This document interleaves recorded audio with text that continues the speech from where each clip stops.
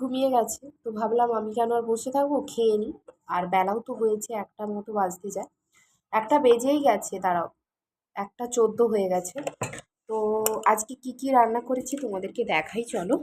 তুমি দেখো, ভাত, আর এখানে আছে এটা পেঁপে ভাজা। পেঁপে ভাজাটা মানে পেকে গেছিলো, তাই এরকম মানে ঘাঁটা ঘাঁটা হয়ে গেছে।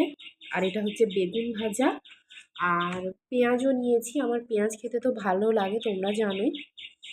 আর এই যে এটা হচ্ছে পটল আলুর তরকারি, আর এটা হচ্ছে ডাল, মানে ওই যে হয় না সবজি দিয়ে ডাল, তো মুগের ডাল করেছি।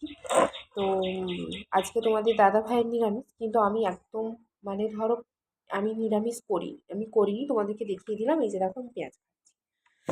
তো ব্যাস এইটুকুই আজকে। তো খেয়ে নিই, ঝটপট খেয়ে নিই, কারণ নাহলে মেয়ে আবার উঠে যাবে। তো খেয়ে দিয়ে তারপর তোমাদের সঙ্গে কথা বলছি।